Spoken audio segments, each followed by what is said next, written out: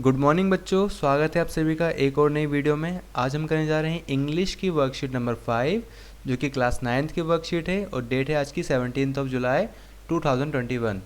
आज का जो टॉपिक है बेटा वो है आर्टिकल्स। आर्टिकल्स आप सभी को पता है 3 टाइप्स के आर्टिकल्स हैं हमारे पास, ठीक है। एक होता है अ, एक एन और एक द।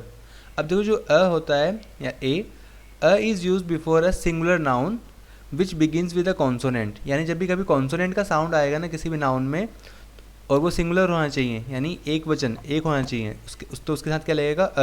यहाँ पे एग्जाम्पल के लिए अ बैग दे रखा है, देखो। पहले कॉन्सोनेंट्स क्या होते हैं समझ लेते हैं। कॉन्सोनेंट्स क्या होते हैं बेटा, पहले देखो वोवल्स। अब वोवल्स कितने होते हैं, वोवल्स होते हैं 5। कौन कौन से होते हैं, ए ई आई ओ यू, ये 5 वोवल्स होते हैं। और इन 5 वोवल्स को छोड़ के बाकी जितने भी अल्फ़ाबेट्स होते हैं ना, टोटल कितने अल्फ़ाबेट्स होते हैं 26। तो 26 में से 5 तो हो गए वोवल्स, बचे कितने 21।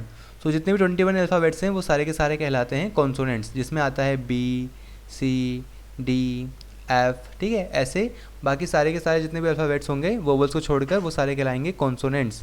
यानी जब भी कभी कॉन्सोनेंट का साउंड आएगा तो हम क्या लगाएंगे उसके आगे अ। जैसे एग्जाम्पल के लिए लिखते हैं यहाँ पे कार, CAR कार।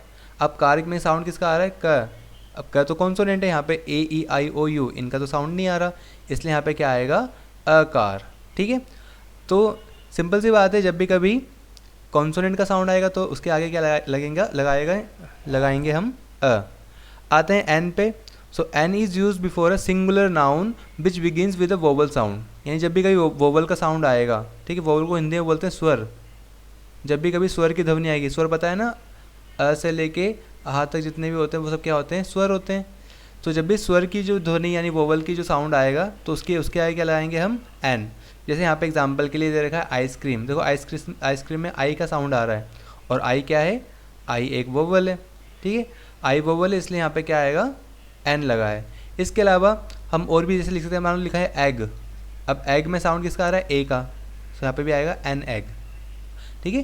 तो जब भी कभी सिंगुलर नाउन हो और उसका जो साउंड हो वो क्या है, वोवल वाला हो, तो उसके लिए उसके आगे लग जाएगा एन। और जब भी कॉन्सोनेंट का साउंड आएगा तो उसके आगे लगेगा अ। अब आते हैं द पे। तो द क्या है, the is used before unique things. तो द का जो यूज़ करते हैं हम यूनिक चीज़ के लिए करते हैं, अनकाउंटेबल नाउन्स के लिए करते हैं, एडजेक्टिव्स के लिए करते हैं, इन सुपरलेटिव डिग्री। अब एडजेक्टिव ऐसे एडजेक्टिव जो सुपरलेटिव डिग्री में लगे हैं, जैसे मान लो हम बात करते हैं लार्ज लार्जर लार्जेस्ट, ठीक है, बिग बिगर बिगेस्ट, ठीक है। जैसे पहला होता है बिग, सेकंड बिगर और थर्ड जो डिग्री होती है वो होती है बिगेस्ट, ठीक है। इसको बोलते हैं हम सुपरलेटिव डिग्री। तो जब भी कभी सुपरलेटिव डिग्री या थर्ड डिग्री लगे एडजेक्टिव की तो उसके जो पहले क्या लगाएंगे हम द लगाएंगे, ठीक है। अब आगे दे रखा है जब भी कभी नेम्स ऑफ रिवर हो, मतलब रिवर्स के नाम आए, चाहे गंगा हो यमुना हो, ठीक है, तो उसके आगे क्या लगेगा, द लगेगा। न्यूज़पेपर के नाम के बाद जितने भी न्यूज़पेपर के नेम्स आएंगे, जैसे मान लो हम बात करें द हिंदुस्तान टाइम्स, ठीक है, द टाइम्स ऑफ इंडिया, तो उसके आगे भी द लगाएंगे। माउंटेन्स की बात करें जैसे द हिमालयाज़, ठीक है, उसके आगे भी द लगेगा। और ओशियंस के नाम आए जैसे Atlantic ocean, the Atlantic ocean, the Pacific ocean, ठीक है। तो इन सभी की मतलब जितने भी यहाँ पे दे रखे यूनिक थिंग्स हो गई, अनकाउंटेबल नाउन्स हो गए, सुपरलेटिव डिग्री हो गई, न्यूज़पेपर, माउंटेन्स, ओशियंस, तो इन सभी के पहले क्या लगाएंगे हम द लगाएंगे। यहाँ पे एग्जाम्पल के लिए बता रखा है अर्थ। अब देखो अर्थ एक प्लेनेट है तो प्लेनेट्स के आगे भी जो स्टार्टिंग में क्या लगाना है द, जैसे the earth, the Mars, the Venus मतलब, ठीक है, और द जुपिटर, ये सब। अब आगे बढ़ते हैं। यहाँ पे दे रखा है कि fill in the blanks with appropriate articles. यहाँ पे हमें ए एन और द का यूज़ करना है आर्टिकल्स में यहाँ पे। अब हम देखेंगे कि यहाँ पे किस सेंटेंस के अंदर कौन सा आर्टिकल हमें लगाना है। तो देखिए यहाँ पे जो पहला सेंटेंस दे रखा है वो लिखा है यहाँ पे Rohan likes to eat dash ice cream. अब यहाँ पे आइसक्रीम की बात कर रहे हैं और कोई पर्टिकुलर आइसक्रीम की बात नहीं है, ठीक है, एक कॉमन आइसक्रीम की बात हो रही है। सो यहाँ पे जो आइसक्रीम में साउंड किसका आ रहा है बेटा, आई का आ रहा है, इसलिए यहाँ पे आई के जो जितनी वोवल्स वाला साउंड है जैसे ए ई आई ओ यू, इन सभी साउंड में क्या लगाना है आपको, एन लगाना है। इसलिए यहाँ पे भी क्या आ रहा है, आई का साउंड आ रहा है, इसलिए यहाँ पे हम लगाएंगे an ice cream.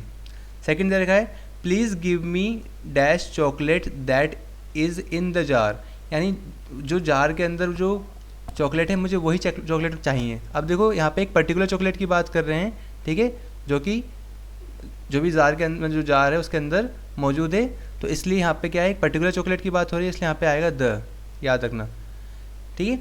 So please give me the chocolate that is in the jar. Third देखो यहाँ पे क्या लिखा है, my son is learning to play dash guitar at his school. याद रखना, अब गिटार याद रखना, किसी भी म्यूजिकल इंस्ट्रूमेंट की हम बात करें तो उससे पहले द लगाते हैं, ठीक है।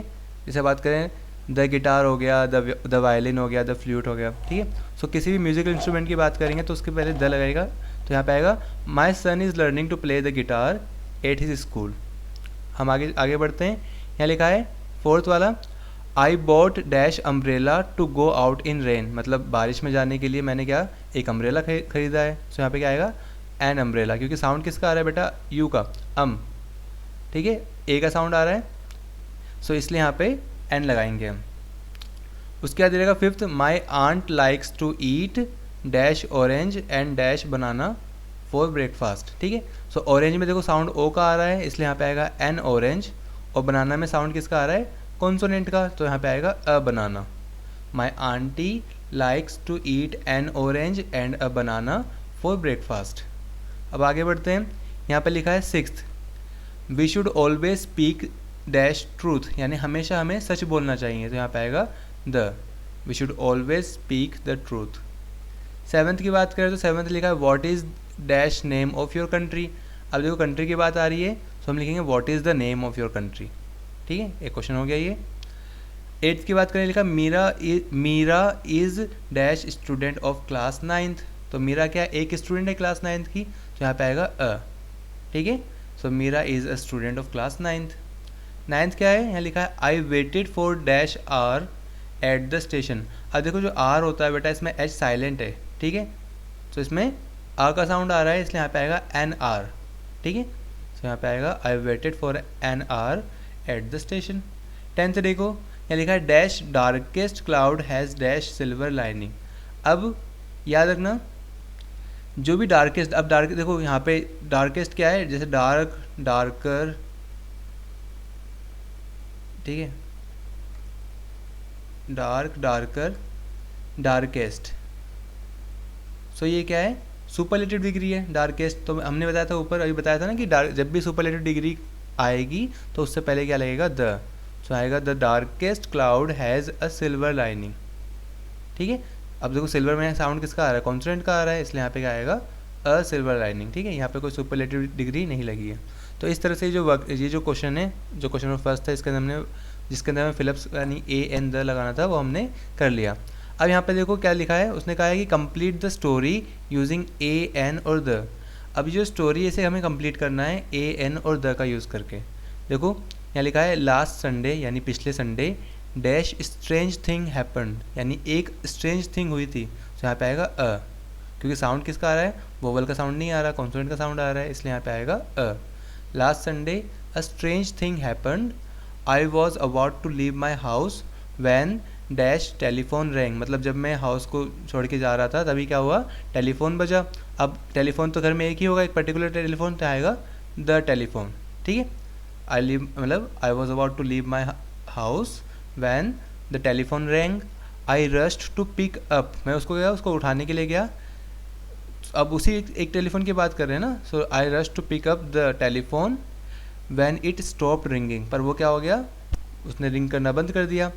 आई sat down on a sofa, अब मैं क्या अपने सोफे पे बैठ गया। अब ऑन अ भी आ सकता है और एक ऑन द भी आ सकता है, ठीक है। सो यहाँ पे द लिख दोगे तभी कोई दिक्कत नहीं है, ठीक है, एक पर्टिकुलर सोफे की बात हो रही है। So I sat down on the sofa and waited for an hour. देखो यहाँ पे दोबारा से आर आया है, ऊपर बताया था मैंने जब भी आर आएगा सो आर में एच साइलेंट है, इसलिए यहाँ पे एन आएगा, क्योंकि वोवल का साउंड आ रहा है।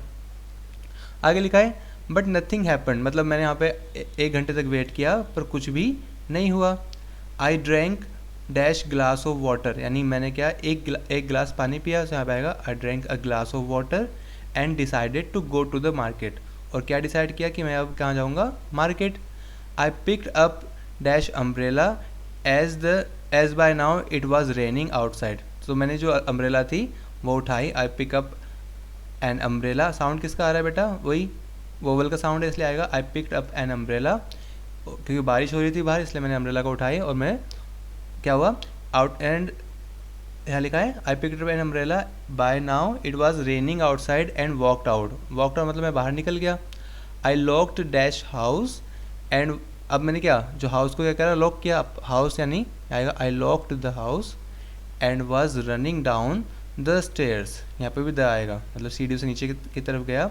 When I heard the ringing again, और फिर मुझे दोबारा से जो रिंगिंग है सुनाई दी। I decided not to pick, मैंने डिसाइड किया कि भाई अब इस बार तो मैं फ़ोन नहीं उठाऊंगा, ठीक है। So I decided not to pick the phone, ठीक है, उसी पर्टिकुलर फ़ोन की बात हो रही है। So I decided not to pick the phone and went to the market, ठीक है, went to the market to buy. हम अब क्या खरीदने गया, एक फ्लावर पॉट तो आएगा, अ flower pot, a pencil box and a brick of ice cream, ठीक है। यहाँ पे सब में क्या आएगा, आएगा, क्योंकि देखो फ्लावर में भी साउंड कॉन्सोनेंट का आ रहा है, पेंसिल में भी साउंड कॉन्सोनेंट का आ रहा है, और ब्रिक ऑफ आइसक्रीम में भी क्या आ रहा है, कॉन्सोनेंट का साउंड आ रहा है। ये मैं सोचना कि यहाँ पे आइसक्रीम है तो यहाँ पे भी एन आएगा, देखो आइसक्रीम तो बाद में आई है, पहले जो लिखा है वर्ड वो क्या है, ब्रिक, ठीक है। सो इस तरह से जो आपकी जो वर्कशीट है ये वाली मैथ्स मतलब इंग्लिश की वर्कशीट ये कंप्लीट होती है, ठीक है। वर्कशीट नंबर 5 थी, ये काफ़ी इजी थी वैसे तो ये, पर ये टॉपिक जो है ना आर्टिकल्स कई बार बच्चों को कंफ्यूज कर देता है, ठीक है। सो इसमें इसकी क्लैरिटी बनाने के लिए आपको ना कई बार इसको रिवाइज करना चाहिए और कई सारे एग्जांपल्स को आपको याद करना चाहिए, ठीक है। सो आई होप आपको वीडियो पसंद आई होगी, अगर वीडियो पसंद आई है तो प्लीज़ वीडियो को लाइक कर देना और हमें सपोर्ट करने के लिए चैनल को सब्सक्राइब जरूर कर देना, ठीक है। मिलते हैं अगली वीडियो में, तब तक के लिए मतलब stay safe and keep learning.